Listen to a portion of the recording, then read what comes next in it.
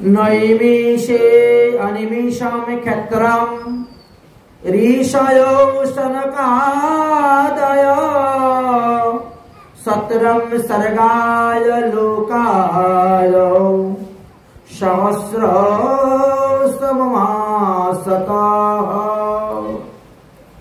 আমরা গতকালকে আস্বাদন করেছিলাম শৌনকাদি ঋষিগণ ৬০,০০০ ঋষিগণ একত্রিত হয়ে নৈমিষারণ্যে বসে এক বিশাল যজ্ঞ করেছিলেন এই ভাগবত গ্রন্থকে প্রাপ্তির জন্য। কলিযুগের ২৬০ বৎসর অতীত হওয়ার পর এই সুতমণি সমস্ত তীর্থ ভ্রমণ করতে করতে নৈমিষারণ্যে গিয়ে উপস্থিত হয়েছেন। শৌনকাদি ঋষিগণ তিনাকে দণ্ডবত প্রণাম করে, আদর আপ্যায়ন করে, যথাযোগ্য সেবা করে। এবার তারা প্রশ্ন করতে বসলেন, হে আয়ুষ্মান, আপনি সাধু সমাজের ভূষণ। এই কলিযুগের মানুষের আয়ু অতি অল্প, সাধন ভজনে তাদের রুচি নেই বললেই চলে। কলিযুগের মানুষ সব অলস হয়ে গেছে। তাদের ভাগ্য এতই মন্দ, কারণ তারা সর্বদাই মন্দ কাজ করে, মন্দ বুদ্ধি করে, মন্দ আচরণ করে থাকেন। সদ্বুদ্ধি নেই বললেই চলে। তার সঙ্গে আবার নানা রকম বাধা বিপত্তির দ্বারা তারা একেবারে জর্জরিত, বিপদগ্রস্ত, বাধা বিঘ্নে ব্যতিগ্রস্ত। তো আমাদের শাস্ত্রে তো অনেক অনেক মত, অনেক অনেক পথ দেখিয়ে গিয়েছে। তার মধ্যে কোন সাধনটা যে আমাদের করা কর্তব্য সেটা আমরা নির্ণয় করতে পারতেছি না। কোন সাধন করলে, কোন ভজন করলে তাড়াতাড়ি ভগবান পদপদ্ম লাভ করতে পারব, কারণ বহুবিধ কর্মের কথা বলা আছে শাস্ত্রে। এই জন্য বিভ্রান্তের মধ্যে পড়ে গেছি। আচ্ছা, আপনি তো পরম বৈষ্ণব এবং আপনি পর উপকারী, আপনার অভিজ্ঞতাও আমাদের থেকে কোটি গুণ বেশি। অতএব জীবের মঙ্গলের জন্য সকল শাস্ত্রের যে সার কথা সেটা আপনি কৃপা করে আমাদেরকে বলবেন। এমন এমন কথা বলবেন যাতে আমাদের অন্তঃকরণটা শুদ্ধ হয়ে যায়। অন্তঃকরণ, ভিতরটা শুদ্ধ হয়ে যায়। কারণ অন্তঃকরণ যতক্ষণ দ্বারা পাপের দ্বারা মলিন থাকবে, ততক্ষণ ভগবান যদি কাছে এসে বসে থাকে তাও দেখতে পাবো না। তাই অন্তঃকরণ শুদ্ধ হয় এমন কিছু কথা বলবে। আমরা শুনেছি গুরুজন তাদের স্নেহের পাত্র শিষ্যকে অতি গোপন হইতে গোপন কথাও উপদেশ দিয়ে দেয়। সুতরাং কলিযুগের জীবের পরম কল্যাণকারী সহজ সাধন কি, সেটা আপনি কৃপা করে আমাদেরকে উপদেশ করবেন। হে প্রিয় সুত, ভগবান তো অজন্মা। মঙ্গলাচরণে বললেন জন্মাবিশ্ব অজন্মা।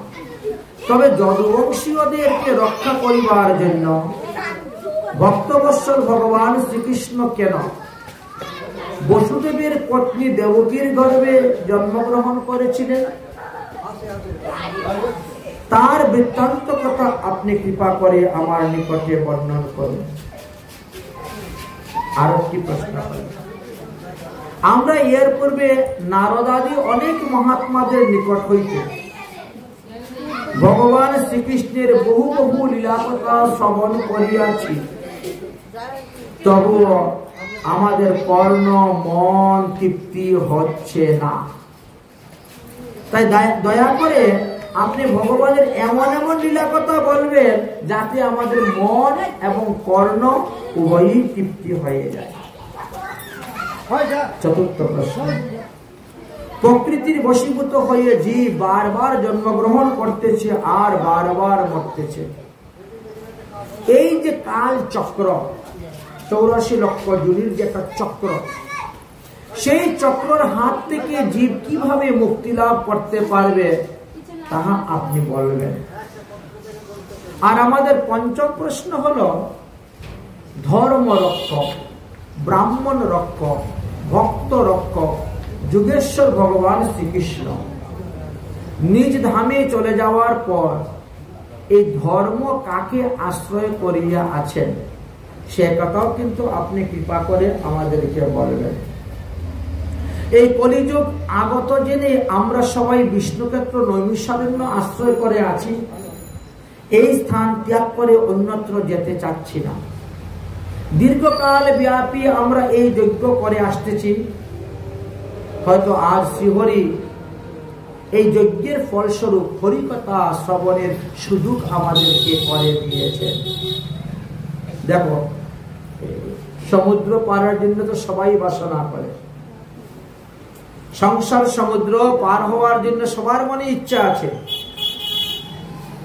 কিন্তু সমুদ্র পার হইতে গেলে একজন কর্ণধরের দরকার, মাঝির দরকার হয়।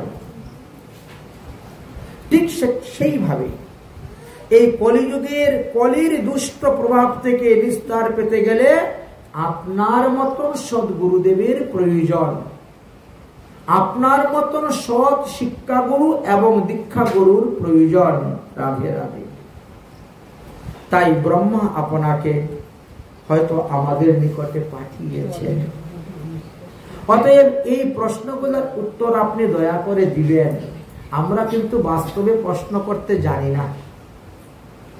আপনি নিজে কৃপা করে প্রশ্ন করবেন এবং আপনি নিজেই উত্তর দিবেন।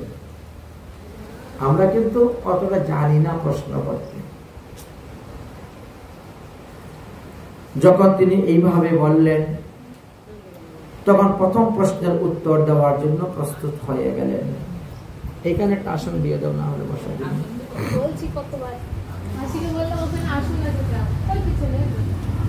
তিনি বললেন, ঠিক আছে, আমি আপনাদের সমস্ত প্রশ্নের উত্তর দিব।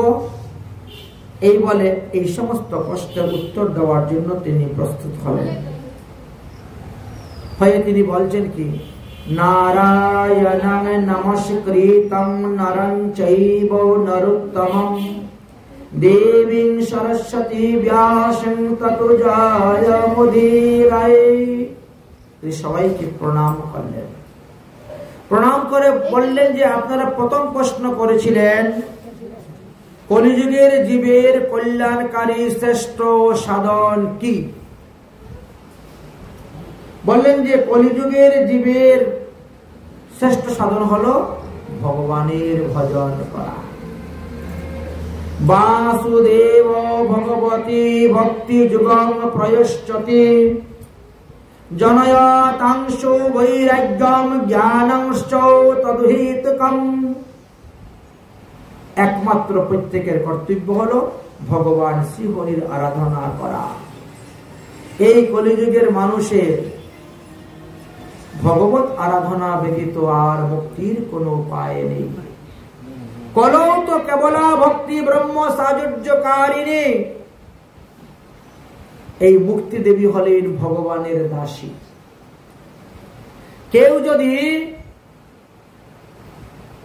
ভগবানের চরণ আশ্রয় করতে পারে তাহলে তার মুক্তি হবেই হবেই হবে। আর দাসী যে মুক্তি দিবি, ভগবান বলবেন সঙ্গে সঙ্গে হয়ে যাবে। তাই ব্রহ্মতি পরমামেতি ভগবানিতি শব্দতে। এখানে ব্রহ্ম শব্দে ভগবানকে বোঝানো হয়, আত্মা শব্দ ভগবানকে বোঝানো হয়, আর ভগবান শব্দ ভগবানকে বোঝানো হয়। কারণ এক এক ধরনের ভক্তরা ভগবানকে এক এক নাম দিয়েছেন। যারা ব্রহ্ম জ্ঞানী তারা ভগবানকে পরম ব্রহ্ম রূপে দেখেন। যারা যোগী তারা ভগবানকে আত্মা রূপে দেখেন। আর যারা ভক্ত তারা ভগবান রূপে দেখেন। এই জন্য ভগবানকে লাভ করার এই তিনটি মার্গ, এক হলো যোগ মার্গ, এক হলো জ্ঞান মার্গ, আর এক হলো ভক্তি মার্গ। তবে জ্ঞান মার্গ যোগ মার্গে ভগবানকে পাওয়া বড় সুদুর্লভ, আর ভক্তি মার্গে ভগবানকে পাওয়া সুলভ। এই জন্য ভক্তি মার্গকে আশ্রয় করে ভজন করলেই ভগবানকে পাওয়া যায়। ভগবানকে পেতে গেলে কি করতে হবে? তাকে রসের দ্বারা ভজন করতে হবে। কারণ বেদে ভগবানকে রসিক নাগর বলেছে, তাকে রস বৈশ্য বলা হয়েছে। তো রসের দ্বারা তাকে ভজন করলেই তাকে পাওয়া যায়। সেই রস আছে আমাদের 12 প্রকার, কিন্তু 12 প্রকার রসের মধ্যে 7টি হলো গৌণ রস আর 5টি হলো মুখ্য রস। সেই 5টি মুখ্য রসের কথাই সর্বশাস্ত্রে বিস্তারিত ভাবে বর্ণন করে গিয়েছেন শান্ত, দাস্য, সত্য, বাৎসল্য, মধু। এই 5টার মধ্যে যে কোনো এক রসের দ্বারাই হরির আরাধনা করলে হরি পাদপদ্ম লাভ করা যায়। তস্মাৎ একেন মনসা, যে কোনো একটার মধ্যে মনকে ধীর করে লাগাতে হবে। এইটা কিছুদিন, ওটা কিছুদিন, সেটা কিছুদিন, ওভাবে করলে হবে না। তস্মাৎ একং মনসা ভগবান সত্যতং পতি। বাস্তবে তো ভগবান একজনই, স্বয়ং ভগবান শ্রীকৃষ্ণ, পরম ঈশ্বর শ্রীকৃষ্ণ। তিনার বিলাস মূর্তি, তিনার শক্তি, তিনার আবেশ, তিনার গুণ অবতার, তিনার বৈভব অবতার, তিনার পুরুষ অবতার, তাদেরকেও ভগবান বলা হয়। কিন্তু অনাদির আদি গোবিন্দ শ্রীকৃষ্ণই হলেন পরমেশ্বর, সমস্ত ঈশ্বরেরও শ্রেষ্ঠ, ঈশ্বরেরও ঈশ্বর। তার কথা শ্রবণ করলে, তার কথা কীর্তন করলে, তাকে ধ্যান করলে, তাকে পূজা করলে জীবের উত্তম গতি হয়ে যাবে। শ্রুতব্য কীর্তব্য চৈব ধ্যানের পূজশ্চ নিত্যদা। একদিন করলে হবে না। ওই যে ক্লাবের ছেলেপেলেরা বছরের মধ্যে একদিন জয় মা কালী পূজা ধুমধাম করে দিল, বাকি আর সারা বছর খবর নেই, ওরকম করলে হবে না। নিত্য আপনার ঘরে আপনার ঠাকুরের বিগ্রহ বসান, মন্দির বানান, প্রতিদিন সেবা করেন। ঘরে ঘরে মন্দির, ঘরে ঘরে মূর্তি, ঘরে ঘরে বিগ্রহ, ঘরে ঘরে সেবা করেন। তাই বললেন ওইভাবে করতে, প্রতিদিন শ্রদ্ধা সহিত, নিষ্ঠা সহিত, প্রেমের সহিত, ভক্তি সহিত, বিধি বিধানের সহিত করে যাও। দেখবেন মুক্তি আপনার করতলগত হয়ে যাবে। যদি দেখেন যে ভগবত সেবা পূজাতে আমার মন বসে না, মন লাগে না, হরি কথা শ্রবণ করতে আমার মন লাগে না, সাধু সঙ্গ করতে আমার মন লাগে না, ভক্ত সেবা দিতে আমার মন লাগে না, বলে তাহলে কিছুদিনকে তীর্থে বাস করো, কিছুদিন গিয়ে তীর্থে বাস করো আর নিঃশর্ত ভাবে তীর্থবাসীর সেবা করো। যে সমস্ত বৈষ্ণব তীর্থে আছে দেখবেন মন বসে যাবে। তারপর সারা জীবন আপনি সাধু সঙ্গ ছাড়া থাকতে পারবেন না, বৈষ্ণব সঙ্গ ছাড়া থাকতে পারবেন না। এমন একটা মহিমা তীর্থে। এই জন্য বললেন।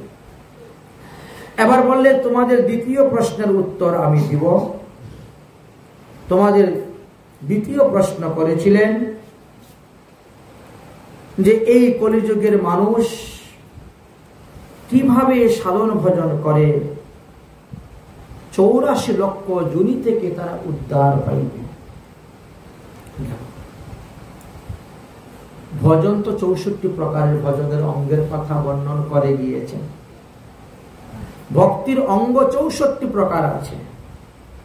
সব অঙ্গ তো কারো দ্বারা সম্ভব নয় পালন করা, একজন লোকের দ্বারা 64 প্রকার ভজন অঙ্গ সম্ভব নয়। তবে যায় যতটা পারো ততটা মেনে যাও। 64 প্রকার ভজনের অঙ্গের মধ্যে 10টা হলো গ্রহণীয়, এটা সবাইকে করতে হবে। 10টা হলো বর্জনীয়, এটা বৈষ্ণব হওয়া মাত্র এটা ত্যাগ করতেই হবে। আর বাকি 44টা তো করণীয়। এই 44টার মধ্যে যে যতটা করতে পারো ততটাই তার লাভ।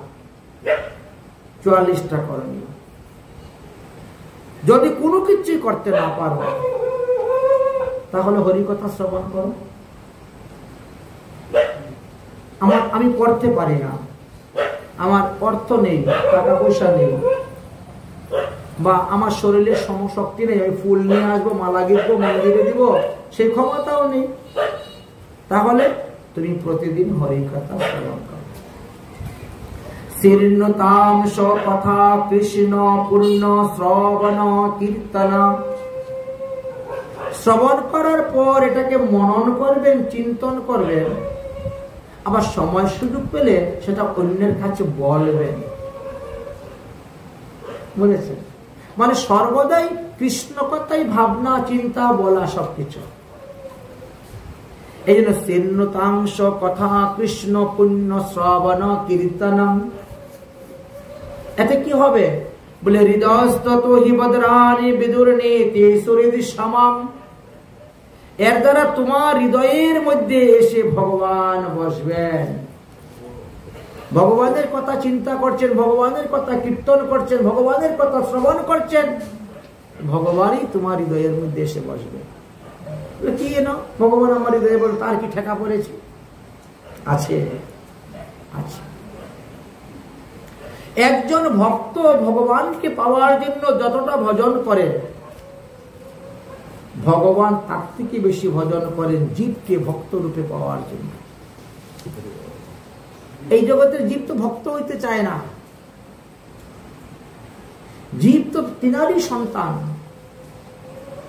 কিন্তু এই জীবাত্মা ভালো ভালো খাবো, ভালো ভালো করবো, সুখে থাকবো, আর এই জন্য পরমাত্মাকে ভুলে দূরে চলে এসেছে। এখন আর যেতে পারছে না। এই জন্য ভগবানও ভজন করেন, আয় তোরা আমার ভক্ত হয়ে আবার আমার কাছে আয়, তোরা তো আমারই পুত্র, আমারই সন্তান, আমার কাছে। তাই যদি কেউ হরিকথা শ্রবণ করার বাসনা মনের মধ্যে করেন, ভগবান তখন তার হৃদয় আকাশটা জুড়ে বসেন, আমার কথা শুনতে যাবে। অতএব আমার কর্তব্য হলো তার বাধা বিঘ্ন গুলা দূর করে দেওয়া। গোপীরা যেমন রাশি যেতে চেয়েছে, ভগবান সমস্ত বাধা বিঘ্ন দূর করে দিয়েছে, তার হৃদয় আকাশটি জুড়ে বসে গেছে। কেন? এই আমাকে ভালোবাসে। যদি আমাকে ভালো নাই বা বাসত, তাহলে এই ঝড় বৃষ্টি দুর্যোগ দিনের মধ্যে কি আমার কথা কাছে আসতো? আমার কাছে আসতো না। অতএব আমার কাছে যখন এসেছে, সে আমাকে ভালোবাসে। আমার কর্তব্য হলো তার হৃদয়ের মধ্যে বসে তার হৃদয়ের গ্রন্থিগুলো একটা একটা করে খুলে দেওয়া। এটাই হলো আমার কাজ, এটাই হলো আমার কর্তব্য। তাই ভগবান হৃদয়ে গ্রন্থি খোলা শুরু করে দেন। ভগবত তত্ত্ব বিজ্ঞান মুক্ত সঙ্গ ন জায়তে। এই হরিকথা ভগবত কথা শ্রবণ করতে করতে করতে করতে অজ্ঞানরূপী অন্ধকার তার দূর হয়ে যাবে, আর জ্ঞানরূপী আলোর প্রকাশ হবে। ভেদিতে হৃদয়ম গ্রন্থিষ্ঠে সর্ব অংশয়। হৃদয় গ্রন্থি পর্যন্ত ভেদ করে প্রবেশ করবে সেই সমস্ত মর্মাণু কথাগুলা, যার কারণে তিনি তখন ধীরে ধীরে হরিভক্ত হয়ে যাবেন।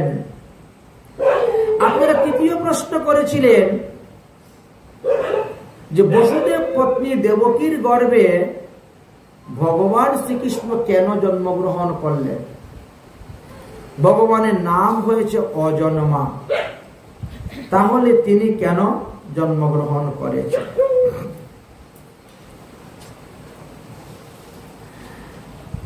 বাসুদেব পরা বেদা, বাসুদেব পরা মৌকা, বাসুদেব পরা যুগম, বাসুদেব পরা ক্রিয়া। সমগ্র বেদ পর্যালোচনা করলে দেখা যায় ভগবান আমাদের মতো মাতৃগর্ভে জন্মগ্রহণ করেন না, তিনি আবির্ভাব করেন। আবির্ভাব এবং তিরুভাব কহে মাত্র বেদ। তিনি যুগমায়াকে আশ্রয় করে মায়ার দ্বারা মাতৃগর্ভকে তিনি প্রকাশ করে রেখেছেন। যথাসময়ে গর্ভস্থ বায়ু যখন নিশ্চিত হয়ে যায়, তখন তিনি সেখানে সদ্যজাত শিশু রূপ ধারণ করে প্রকট হয়ে যান। প্রকট হয়ে যান। ভগবানের সমস্ত প্রকার মায়ার মধ্যে বৈষ্ণবী মায়া হলো এক মায়া, যে মায়ার কাছে কোনো মায়া পারবে না। অসুরেরা তো মায়াবিদ্যা জানে, 56 প্রকার মায়াবিদ্যার কথা লেখা আছে, কিন্তু এই 56 প্রকার মায়াবিদ্যার ঊর্ধ্বে হলো বৈষ্ণবী মায়া। এটা ভগবান শ্রীকৃষ্ণের কাছে আছে, বিষ্ণুর কাছে আছে। সেই মায়াকে উত্তীর্ণ করতে পারে কারা? যারা মায়াধীশ পরমেশ্বর উপাসনা করে, যারা মায়াকে জয় করেছেন তাদের উপাসনা করে। যেমন মনে করেন আমরা আমাদের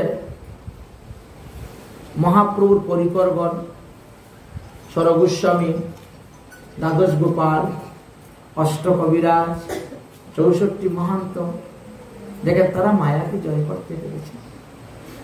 তারা মায়াকে জয় করে হরি পদপদ্ম লাভ করে হরিধামে গিয়েছে।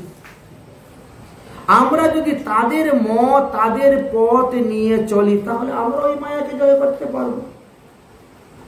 তারা তো মহৎ, তাদের কৃপা ছাড়া আমরা আমাদের নিজের বুদ্ধি বল, দেহ বল, অর্থ বল, ধনবল, কুলবল কিছু দ্বারাই পারবো না। ভগবান গীতাতে বলে গেছেন, দৈবীয়েষাং গুণমহিম মায়া দুরত্তয়া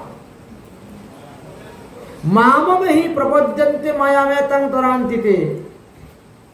আমি মায়াটাকে সরিয়ে নেই ভক্তদের হৃদয় থেকে, সরিয়ে নেই। কেন? সেই ভক্ত যখন আমার চরণ আশ্রয় করে। এই জন্য দেখবেন ভক্তদের আত্মীয় ভক্ত, কোন ভক্তের যদি আত্মীয় স্বজন ইষ্টি কুটুমরা তার ভজনে বাধা দেয়, তাকে একাদশী ব্রত করতে বাধা দেয়, তাকে মালা তিলন ধারক করতে বাধা দেয়, তাকে প্রসাদ খেতে বাধা দেয়, তখন সেই ভক্ত কি করবে? তাদের সঙ্গই ছেড়ে দেয়, তাদের সঙ্গই ছেড়ে দেয়। আর এটি ভাগবত ধর্ম। যিনি হরি ভজনে বাধা দিবেন তাকে ত্যাগ করলে কোনো পাপ হবে না। সে যাই হোক, সে যদি মা হয়, মাকে ত্যাগ করলে পাপ হবে না। সে যদি বাবা হয়, বাবাকে ত্যাগ করলে পাপ হবে না। সে যদি ভাই হয়, ভাইকে ত্যাগ করলে পাপ হবে না। সে যদি স্বামী হয়, স্বামীকে ত্যাগ করলে পাপ হবে না, যদি তিনি আমার হরি ভজন করতে বাধা দেন। আত্মীয় স্বজন ইষ্টি কুটুম্ব যেই হোক না কেন, এটাই ভাগবত ধর্ম। আর ভগবান সেই রকম ভক্তকে কৃপা করেন, প্রথমে পরীক্ষা করেন, এমনিতে নয়। ভগবান প্রথমে পরীক্ষা করবেন তোমাকে, কত রকম মায়া দেখাবে। হরিদাস ঠাকুরের কাছে দেখেন তো, লক্ষ হীরা এসে পৌঁছে গেল। এত বেনাফুলের কথা, যশোর বেনাফুল, বাংলার আমাদের ওই পারের কথা। আচ্ছা, ওই পার থেকে যখন ত্যাগ করে তিনি এই পারে আসলেন, ফুলিয়া, ওখানে স্বয়ং মায়াদেবী নারী রূপ ধারণ করে চলে আসলেন পরীক্ষা করার জন্য। তো তিনি উত্তীর্ণ হতে পারলেন কেমন করে? তিনি ভগবানের শরণে ছিলেন বলে। কিন্তু যখন তিনি ভগবানের শরণে ছিলেন না, তখন পারেন নাই, কিন্তু তখন তিনি সরস্বতীর পিছেও ধাবিত হয়েছিলেন। সৃষ্টি কার্য করতে করতে যখন রজগুণ বৃদ্ধি হয়ে গেছিল বেশি শরীরের মধ্যে, তমগুণ বৃদ্ধি হয়ে গেছিল শরীরের মধ্যে বেশি, তখন ব্রহ্মাও ভুল কাজ করে ফেলতেছেন। কিন্তু যখন হরিভজন করলেন, মায়া দেবীও এসে তিনাকে ভোলাতে পারল না। তাহলে আমরা যদি সর্বদা হরির শরণাপন্ন হয়ে হরির ভজন করতে থাকি, তাহলে মায়া আমাদেরকে কিছু করতে পারবে না। আপনারা পঞ্চম প্রশ্ন করেছিলেন যে ভগবানের অবতার কত প্রকার এবং কি। দেখো, ভগবানের অবতার তো অসংখ্য, তার বর্ণনা করে কেউ বলতে পারবে না। আজকে কত ফুটা বৃষ্টি হয়েছে তা গণনা করে বলে দিবে, এমন যন্ত্র আবিষ্কার হয়ে গেছে। আকাশে কতটা তারা উঠেছে তাও গণনা করে বলে দিবে। এই পৃথিবীতে কত ধূলিকণা আছে তাও গণনা করে বলতে পারে। কিন্তু ভগবানের অবতারের কথা তো বলা সম্ভবপর নয়। তবে আমি তার মধ্যে ভগবানের মুখ্য 24টা অবতারের কথা তোমাদের নিকটে বলব, সেইগুলা তোমরা মন দিয়ে শ্রবণ করো। ভগবানের প্রথম অবতার হলো চতুর্শন অবতার। ইনি ব্রহ্মার মানুষপুত্র থেকে প্রকট হয়েছিলেন, যাদেরকে সনক, সনন্দ, সনাতন ও সন্নত কুমার বলা হয়। এরা কোটি কোটি বৎসর পরমায়ু হলেও দেখতে 5 বৎসরের বালকের মতো। বিবস্ত্র অবস্থায় ঘুরে বেড়ান, ভজন করে যাচ্ছেন, হরিভজন, দিগম্বর। ভগবানের দ্বিতীয় অবতার হলো বরাহ অবতার। এই পৃথিবী মহাপ্রলয়ে রসাতলে চলে যান, তো আবার যখন সৃষ্টি কার্য আরম্ভ করা হয় তখন এই রসাতল থেকে পৃথিবীকে তুলতে হয়। এই পৃথিবীর থেকে রসাতল থেকে উদ্ধারের কাজ একমাত্র ভগবানের, এছাড়া অন্য কেউ পারবে না। এই জন্য বরাহ রূপ ধারণ করে তিনি উত্তরণ করেছেন। ভগবানের তৃতীয় অবতার হলেন দেবর্ষি নারদ। তিনি নারদ পঞ্চরত্ন নামক গ্রন্থ এই পৃথিবীতে প্রচার করার জন্য অবতীর্ণ হয়েছিলেন। ভগবানের চতুর্থ অবতার হলেন নরনারায়ণ ঋষি।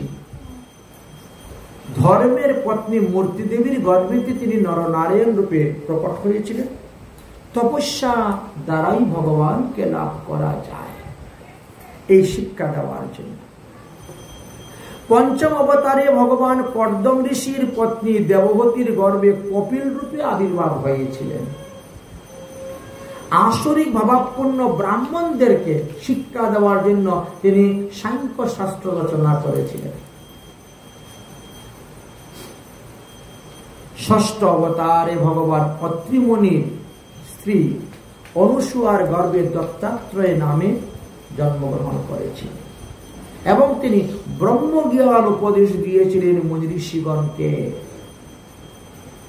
সপ্তম অবতারে মরীচি পত্নী আকুতি দেবীর গর্ভে সুযজ্ঞ নামে জন্মগ্রহণ করেছিলেন স্বয়ম্বর মন্বন্তরকে রক্ষা করার জন্য, এবং তিনি নিজে দেবরাজ ইন্দ্র হয়ে বসেছিলেন এবং রাজত্ব পরিচালনা করেছিলেন। অষ্টম অবতারে নাভি পত্নী মেরুদেবীর গর্ভে ঋষভ দেব রূপে জন্মগ্রহণ করেছিলেন পরমহংস ধর্মের পথ প্রদর্শন করার জন্য, দেখানোর জন্য, জীবকে শেখানোর জন্য। পরমহংস। নবম অবতারে ঋষিদের প্রার্থনায় বেন রাজার মৃতদেহ হইতে তিনি পৃথু রাজা রূপে আবির্ভাব হয়েছিলেন। দশম অবতারে চাক্ষুষ মন্বন্তরের শেষে মৎস্য রূপে তিনি এসেছিলেন বেদ উপদেশ দেওয়ার জন্য। একাদশ অবতারে সমুদ্র মন্থন কালে কূর্ম রূপ ধারণ করে মন্দার পর্বতকে তিনার পৃষ্ঠের মধ্যে ধারণ করেছিলেন। দ্বাদশ অবতারে ধন্বন্তরী রূপ ধারণ করে অমৃতের কলস কন্দে করে নিয়ে সমুদ্র মন্থন থেকে উঠেছিলেন।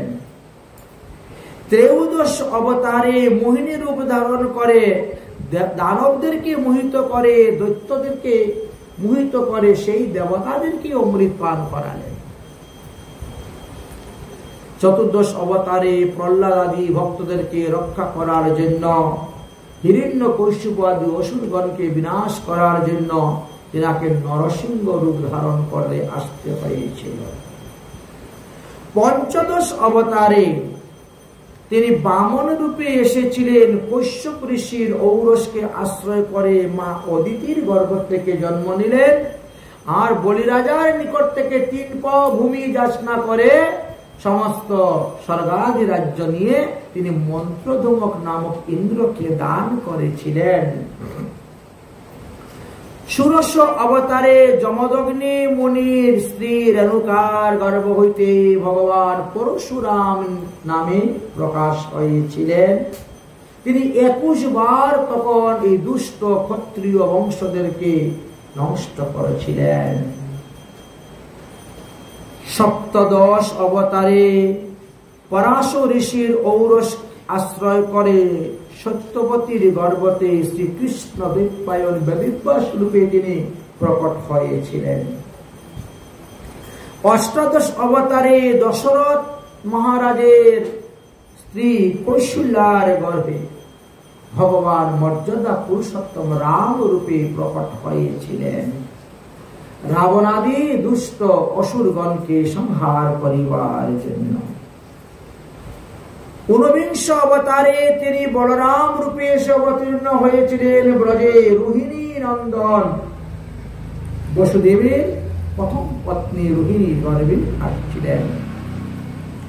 বিংশতি অবতারে তিনি শ্রীকৃষ্ণ রূপে অবতীর্ণ হলেন। একবিংশ অবতারে তিনি বুদ্ধ রূপে এসেছিলেন।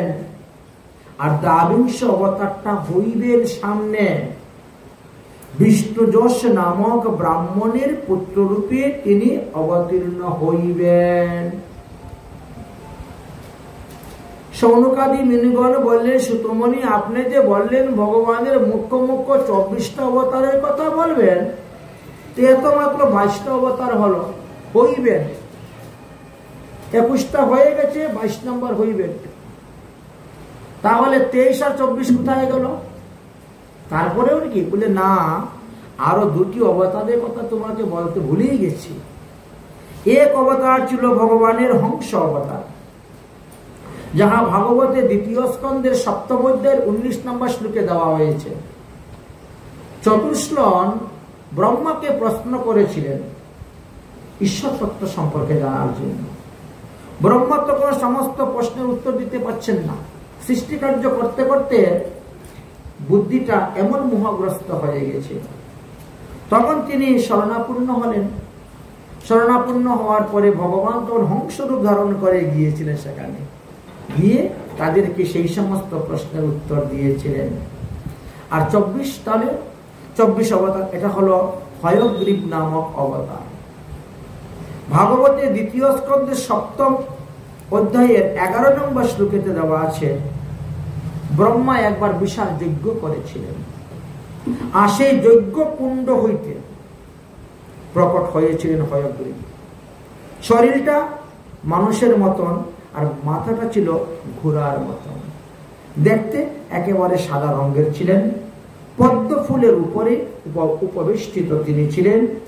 এই হয়গ্রীব হলেন জ্ঞান এবং প্রজ্ঞা প্রতীক। এই তো ভগবানের 24টি অবতারের কথা আমি তোমার নিকটে বললাম। এই যে 24টি অবতারের কথা বলছি, তার মধ্যে স্বয়ং ভগবান কিন্তু একজনই। এতে চাংশ কলাপুংশ কৃষ্ণস্তু ভগবান স্বয়ং। কৃষ্ণ একমাত্র স্বয়ং ভগবান, আর কেউ স্বয়ং ভগবান নয়। বাকি যারা আছেন তারা ভগবানের অংশ অবতার, ভগবানের কলা অবতার, বা কলার কলা অবতার, অথবা অংশের অংশ অবতার। এই জন্য স্বয়ং ভগবান একমাত্র শ্রীকৃষ্ণকেই বলা হয়েছে। ভগবান শ্রীকৃষ্ণের আবার বিলাস মূর্তি আছে 2 রকম। এক হলো প্রভাব বিলাস মূর্তি, আর এক হলো বৈভব বিলাস মূর্তি। ভগবানের সেই সমস্ত বৈভব বিলাস মূর্তির নাম হলো বাসুদেব, কেশব, নারায়ণ, মাধব বলা হয়েছে, পুরুষোত্তম, অদুক্ষজ, শঙ্কর্ষণ, গোবিন্দ, বিষ্ণু, মধুসূদন, উপেন্দ্র, অচ্যুত, প্রদ্যুম্ন, ত্রিবিক্রম, বামন, শ্রীধর, নৃসিংহ, জনার্দন, অনিরুদ্ধ, ঋষিকেশ, পদ্মনাভ, দামোদর, হরি, কৃষ্ণ। এইগুলো কিন্তু আলাদা আলাদা ভগবানের বৈভব বিলাস মূর্তির নাম আছে। তবে ব্রহ্মার একদিনে স্বয়ং ভগবান কিন্তু একবার আসেন। ব্রহ্মার একদিনে 71টা সত্যযুগ, 71টা ত্রেতাযুগ, 71টা দ্বাপর যুগ, আর 71টা কলিযুগ হয়। এই এতগুলা যুগের মধ্যে স্বয়ং ভগবান কিন্তু একবারই আসেন। তাই এই যে সপ্তম মন্বন্তরের 28তম দ্বাপর যুগ গেল, এই দ্বাপর যুগে স্বয়ং ভগবান শ্রীকৃষ্ণ এসেছেন। এই জন্য কৃষ্ণস্তু ভগবান স্বয়ং বলা হয়েছে। ভগবানের তো অনন্ত অনন্ত শক্তি। স্বয়ং ভগবান তার লীলা পুরুষোত্তম এই 2 নামে ধরেন ব্রজেন্দ্র নন্দন। এই যে ব্রজেন্দ্র নন্দন শ্রীকৃষ্ণ, এই ব্রজেন্দ্রনন্দন শ্রীকৃষ্ণই হলেন স্বয়ং ভগবান। তিনাকে পুরুষোত্তম বলা হয়। ভগবানের নাম অনুসারে আমরা দ্বাদশ নাম উচ্চারণ করি, দ্বাদশ মাসের নাম এবং দ্বাদশ তিলকের স্থান উচ্চারণ করি। এই যে দ্বাদশ তিলকের স্থান উচ্চারণ করি, এই সব নাম হলো ভগবানের বৈভব বিলাস মূর্তির নাম। যেমন আমরা বলি কি, ললাটে শ্রী কেশবায় নমঃ, উদরে শ্রী নারায়ণায় নমঃ, বক্ষতে শ্রী মাধবায় নমঃ, কণ্ঠে শ্রী গোবিন্দায় নমঃ, দক্ষিণ পাশে শ্রী বিষ্ণুবে নমঃ, দক্ষিণ বাহুতে শ্রী মধুসূদনায় নমঃ, দক্ষিণ স্কন্ধে শ্রী ত্রিবিক্রমায় নমঃ, বাম পাশে শ্রী বামনায় নমঃ, বাম বাহুতে শ্রীধরায় নমঃ, বাম স্কন্ধে ঋষিকেশবায় নমঃ, পৃষ্ঠদেশে পদ্মনাভায় নমঃ, পতিতে দামোদরায় নমঃ। এই যে আমরা দ্বাদশ দেবতার নাম উচ্চারণ করে দ্বাদশ সঙ্গে তিলক রচনা করি, এই দ্বাদশ নাম আসলে ব্রজেন্দ্রনন্দন শ্রীকৃষ্ণের কোন নামই নয়। ব্রজেন্দ্রনন্দন শ্রীকৃষ্ণের বৈভব বিলাস মূর্তির নাম। এরাও ভগবান, এক এক যুগে এক এক ভাবে অবতীর্ণ হয়েছেন। দ্বাদশ মাসের দ্বাদশ দেবতাও আছেন, অধিষ্ঠাত্রী দেবতা। মার্গশীর্ষ কেশবম, অগ্রহায়ণ মাসের অধিষ্ঠাত্রী দেবতা হলেন কেশব। পৌষে নারায়ণম, পৌষ মাসের অধিষ্ঠাত্রী দেবতা নারায়ণ। মাঘে দেবতাস্তু মাধবম, মাঘ মাসের অধিষ্ঠাত্রী দেবতা মাধব। গোবিন্দ ফাল্গুনে তথা, গোবিন্দ ফাল্গুন মাসে। চৈত্রে বিষ্ণু, বৈশাখে মধুসূদনম, চৈত্র মাসের অধিষ্ঠাত্রী দেবতা বিষ্ণু, বৈশাখ মাসের অধিষ্ঠাত্রী দেবতা মধুসূদন। জ্যৈষ্ঠ ত্রিবিক্রম, জ্যৈষ্ঠ মাসের অধিষ্ঠাত্রী দেবতা ত্রিবিক্রম। আষাঢ়ে বামনাদিশম, আষাঢ় মাসের অধিষ্ঠাত্রী দেবতা বামন। তারপরে বললেন শ্রাবণে শ্রীধরম, শ্রাবণ মাস বর্তমানে আমাদের চলতেছে, এই শ্রাবণ মাসের অধিষ্ঠাত্রী দেবতা শ্রীধর। ভাদ্রে দেব ঋষিকেশম, ভাদ্র মাসের অধিষ্ঠাত্রী দেবতা ঋষিকেশ। আশ্বিনে পদ্মনাভাঞ্চ, আশ্বিন মাসের অধিষ্ঠাত্রী দেবতা পদ্মনাভা। কার্তিকে চ দামোদরম, কার্তিক মাসের অধিষ্ঠাত্রী দেবতা দামোদর।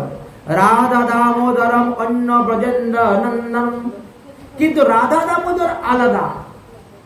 কার্তিক মাসের অধিষ্ঠাত্রী দেবতা রাধা দামোদর এক, আর ওই রাধা দামোদর আরেক।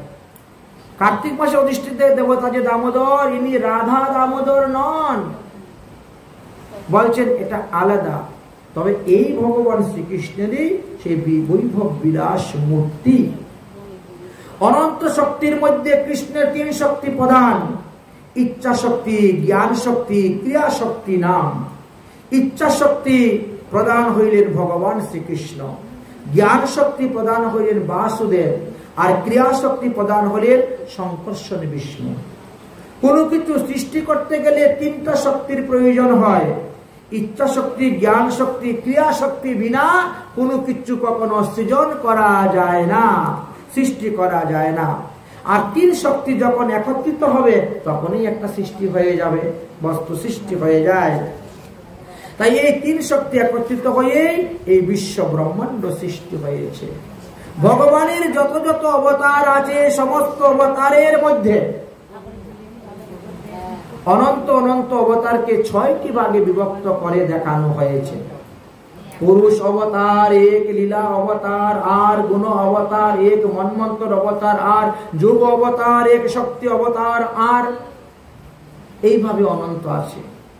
পুরুষ অবতার ভগবানের হলো 4টা: শঙ্কর্ষণ বিষ্ণু, কারণশায়ী বিষ্ণু, গর্ভোৎসাহী বিষ্ণু, ক্ষীরোদশায়ী বিষ্ণু।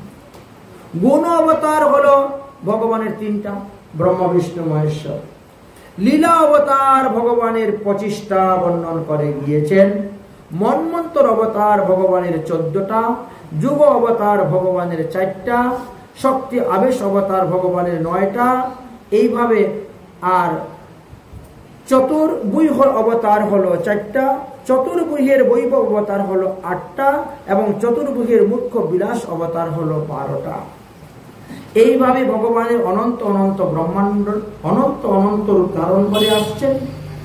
ব্রহ্মা শিব আজ্ঞাকারী ভক্ত অবতার পালনার্থে বিষ্ণু করেন স্বরূপে রাখা। তাই বিষ্ণু ভগবান এই ঈশ্বর তত্ত্ব জানার জন্য ওই সনাতন গোস্বামী পাদ মহাপ্রভুর কাছে গিয়েছিলেন। মহাপ্রভু সনাতন গোস্বামীকে এই তত্ত্ব কথা বলেছিলেন। এবার সনাতন গোস্বামী বললেন, তাহলে এখন আপনি কৃপা করে বলুন কলিযুগের অবতার কে? আচ্ছা, অবতার কি কখনো বলবে আমি অবতার? মহাপ্রভুকে এমন একটা প্রশ্ন ধরে বসলেন, আপনি ভগবানের সত্যতা দাপর কলি সব যুগের অবতারের কথা তো কম বেশি বলেছেন, এবার এই কলিযুগে ভগবানের কোন অবতার তাই বলুন। আটকিয়ে দিলেন মহাপ্রভুকে। প্রভু বলেন, অন্য অবতার শাস্ত্রের দ্বারা জানি, আর কলিযুগের অবতার সেইভাবে শাস্ত্র বাক্যই মানি। হ্যাঁ, কলিযুগের অবতার শাস্ত্রের কথা লেখা আছে, মানি। সর্বজ্ঞ মুনিবাক্য শাস্ত্রেতে প্রমাণ, আমার সবা জীবের হয় শাস্ত্রেতে জ্ঞান। সব শাস্ত্রী বলে গিয়েছেন কোন কোন যুগে কে কোন কোন ভগবান এসে কি কি লীলা করবেন। কোন জীব পৃথিবীতে এসে সাধন ভজন করে ভগবান হয় না, আর সাধন ভজন করে ভগবান হওয়া যায় না। রামচন্দ্র কৃষ্ণচন্দ্র তারা এসে কখনো সাধন ভজন করে ভগবান হন নাই। তারা পূর্বে ভগবান ছিলেন, এখনো ভগবান আছেন, পরে ভগবান থাকবেন। রামচন্দ্র অবতীর্ণ হওয়ার ৬০,০০০ বছর আগে রামায়ণ রচনা হয়ে গেছে। ভগবান আসবেন, এইভাবে লীলা করবেন। ঠিকই তেমনি ভাবে কৃষ্ণচন্দ্র আসার আগেও সমস্ত বেদ বেদান্ত শাস্ত্রে বলা হয়ে গেছে। তো কলিযুগের অবতারের কথাও শাস্ত্রে লেখা আছে, তবে কোথায় প্রকাশ্য ভাবে, কোথায় ঢেকে, কোথায় ধামাচাপা দিয়ে, কোথায় একটু মুখ্য অর্থ, কোথাও লাক্ষণিক অর্থে, কোথায় গৌণ অর্থে বলা আছে। অত শাস্ত্রের দ্বারাই প্রমাণ হয়। তো সনাতন গোস্বামী বলছেন, আপনি তো সর্বশাস্ত্র বিশারদ, আপনি বলেন কলিযুগের অবতারকে। মহাপ্রভু বলছেন, আরে অবতার নাহি কহে আমি অবতার। তিনি নিজের কথা নিজে তো বলতে পারছেন না, তাই মহাপ্রভু বলছেন, আরে অবতার নাহি কহে আমি অবতার। আচ্ছা, রামচন্দ্রকে এসে বলেছেন যে আমি ভগবান, আমি অবতার? কোথায় বলেন নাই। ভগবান কৃষ্ণচন্দ্র বলেছেন আমি ভগবান, আমি অবতার? কোথায় বলেন নাই। অবতার নাহি কহে আমি অবতার। তো জানি কেমন করে? বলে মুনি ঋষিরা, ওরা ধ্যানের দ্বারা আগে জেনে নেয়, সমাধি দ্বারা জেনে নেয়, কার্যকারণের দ্বারা জেনে নেয়। আমরা ৫ কিলো ওজনের একটা পাথর আঙ্গুলে ধারণ করতে পারবো না। ভগবান শ্রীকৃষ্ণচন্দ্র ৭ দিন ৭ রাত ৭ ক্রুশ লম্বা গিরিরাজ পর্বতকে ধারণ করে নিয়েছেন। চিন্তা করি, আমরা ১ ফুটা বিষ খাইলে আমাদের অবস্থা যায় যায়। মহাদেব ফলাহল বিষ, কালকুট বিষ, সমুদ্র মন্ত্রে সব পান করে কিছুই হলো। এই জন্য কিছু লক্ষণ আছে ভগবানকে চিনার লক্ষণ। কি কি লক্ষণ বলে? 2টা লক্ষণ, একটা হলো স্বরূপ লক্ষণ আর একটা হলো তটস্থ লক্ষণ। এই 2টি লক্ষণ, স্বরূপ লক্ষণ আর তটস্থ লক্ষণ, এই 2 লক্ষণে বস্তু জানেন মুনিগণ। স্বরূপ লক্ষণ তটস্থ লক্ষণের দ্বারাই জানা যায় যে ইনি ভগবান। স্বরূপ লক্ষণটা কিরকম বলে? আকৃতি প্রকৃতিময় স্বরূপ লক্ষণ। যেমন ভগবান কৃষ্ণচন্দ্র ১২৫ বছর লীলা করে গেলেন, একটা দাড়ি মুছ উঠল না। একটা লক্ষণ হলো না এটা? হ্যাঁ, ভগবান রামচন্দ্র ১১,০০০ বছর রাজত্ব করে গেলেন, একটা দাড়ি মুছ উঠে নাই। এইটা একটা লক্ষণ। এই জন্য বলেছে আকৃতি প্রকৃতি হয় তার স্বরূপ লক্ষণ, আর কার্যের দ্বারা জ্ঞান হয় তার তটস্থ লক্ষণ। তিনি যে অদ্ভুত অদ্ভুত কাজ করে যান, যে কাজটা মানুষের দ্বারা সম্ভব নয়। এই জন্য এই স্বরূপ লক্ষণ আর তটস্থ লক্ষণের দ্বারা বিচার করে বলা হয় হ্যাঁ ইনি ভগবান বলা হয়। ভাগবতের আরম্ভে ব্যাসদেব যে মঙ্গলাচরণ করলেন, সেখানে তো পরমেশ্বরের তত্ত্বকথা নিরূপণ করে গিয়েছে। তো আমি আর কি বলবো সনাতন। মহাপ্রভু মানে নিজেকে একটু ধামাচাপা দিয়ে ঢাকতে চেষ্টা করতেছেন। এই শ্লোকে পর শব্দে কৃষ্ণ পরমেশ্বর নিরূপণ করা আছে। ইহা সত্য শব্দে সত্যম পরম ধীমহি। আর স্বরূপ লক্ষণ বলা হয়েছে বিশ্ব সৃষ্টির কার্যকারণ হলেন তিনি। সুতরাং এখানেই তো আমরা বুঝতে পারলাম যে কি স্বয়ং ভগবান। মুনিগণ অন্য অবতারকেও এই রূপে জানিয়া থাকেন। যে সমস্ত ভগবানের অবতার আছে সেই সমস্ত অবতারের কথা শাস্ত্রে বর্ণন করে গিয়েছেন। কিছু কিছু মানুষ তাহা অনুভব করতে পারে, সবাই দ্বারা অনুভব হয় না। ভগবানকে সবাই অনুভব করতে পারে না, সবাই বুঝতে পারে না। কেউ কেউ ঈশ্বর তত্ত্ব জানতে পারে, যাকে ঈশ্বর কৃপা করে জানায় সেই তো ঈশ্বর তত্ত্ব জানতে পারে। সনাতন গোস্বামী পার্থ বড় চতুর, তিনিও নাচার বান্দা ছাড়বেন না, মহাপ্রভুর মুখ থেকে স্বীকার করিয়ে ছাড়বেন যে আমি ভগবান। এই জন্য তিনি কথাগুলাকে খুব পেঁচাচ্ছেন। প্রভু আপনি কি বলছেন আমি বুঝতে পারছি না, সোজা সরল ভাবে বলে দেন না যে কলিযুগের ভগবান অমুক, শেষ। সোজা সরল ভাবে বলে দেন। আপনি এত ঘুরিয়ে পিছিয়ে বলছেন আমি কিচ্ছু বুঝতে পারছি না। এই কলিযুগে পীতবর্ণ হলো ঈশ্বরের স্বরূপ লক্ষণ, আর প্রেম দান নাম সংকীর্তন কার্য হলো তার তটস্থ লক্ষণ। দেখেছেন? তাই কলিতে সেই দুই হলো কৃষ্ণ অবতারের লেখা আছে। যেই কলিতে হবে কৃষ্ণ, যেই দাপরে হবে কৃষ্ণ অবতার, তার শেষের কলিতেও মহাপ্রভুর বিহার। তার মানে হে প্রভু, তাহলে আপনি ভগবান। মহাপ্রভু দূর দূর বিষ্ণু বিষ্ণু বিষ্ণু বিষ্ণু, আমি ভগবান না, আমি ভগবান নয়। মহাপ্রভু নিজের কান নিজে চেপে ধরছেন, সনাতন তো ছাড়ছে না। এমন ভাবে কথাকে পেঁচাচ্ছে যাতে মহাপ্রভু নিজের মুখে স্বীকার করেন যে হ্যাঁ আমি ভগবান। শেষ পর্যন্ত প্রভু কি বলেন? প্রভু কহেন চাতুরালী ছাড়ো সনাতন, প্রভু কহেন চাতুরালী ছাড়ো সনাতন, শক্তি আবেশ অবতারের কথা শুনো বিবরণ। কথা ঘুরাই দিলেন, শক্তি অবতার আবেশ অবতারের কথা আমি বলবো, সেইগুলা শুনো। মহাপ্রভু নিজেকে অবতার বলে স্বীকার করলেন না তার কাছে, এবং পাশ কাটিয়ে অন্যদিকে চলে গেলেন, গিয়ে অন্য প্রসঙ্গ আরম্ভ করে দিলেন। এবার অন্যরা বলেন আচ্ছা ভগবানের 24টা অবতারের কথা এখানে বললেন, তো ওইখানে তো তিনি মহাপ্রভুর কথা বলতে পারতেন। কিন্তু টিকাকার বিশ্বনাথ চক্রবর্তী পাদ বা সিদ্ধস্বামী তারা বলছেন দেখো ব্যাসদেব এখানে অবতারের কথা বলে গেছেন, তিনি তো অবতারের কথা বলেন নাই। অতএব অন্যান্য অবতারের কথা বলা হয়েছে, অবতারই হলেন মহাপ্রভু। যার থেকে অন্যান্য অবতার বেরোয় তিনি হলেন অবতারী। অতএব মহাপ্রভু তো অবতারী, এই জন্য মহাপ্রভুর কথা ওই 24টা অবতারের মধ্যে আসে নাই। এই জন্য মহাপ্রভুর কথা শেষে গিয়ে বলেছেন পূর্ব পরয়ু পরবিধি বলবান, তাই পরে গিয়ে মহাপ্রভুর কথা তিনি বলবেন। অবতারের সার হলেন গুরু অবতার। তাহলে ভগবান কাকে বলা হয়? 6টি ঐশ্বর্য যার মধ্যে আছে তাকে বলা হয় ভগবান। কি কি 6টি ঐশ্বর্য? ঐশ্বর্যস্য সমগ্রস্য বীর্যস্য যশস্য শ্রেয় জ্ঞানম বৈরাগ্যংশ্চ চাপি সর ইতি ভগ ইতি অঙ্গনা। তাহলে 6টি ঐশ্বর্য যার মধ্যে আছে তিনি হলেন স্বয়ং ভগবান। স্বয়ং ভগবান শ্রীকৃষ্ণচন্দ্র। এবার তিনার সমস্ত লীলা অবতার, বৈভব অবতার, মন্বন্তর অবতার, শক্তি অবতার, আবেশ অবতারের কথা বর্ণন করে গিয়েছেন। তাই ইদম ভাগবত নামং পুরাণম ব্রহ্ম সংহিতা উত্তম শ্লোক চরিত্রম চকারম ভগবান ঋষি।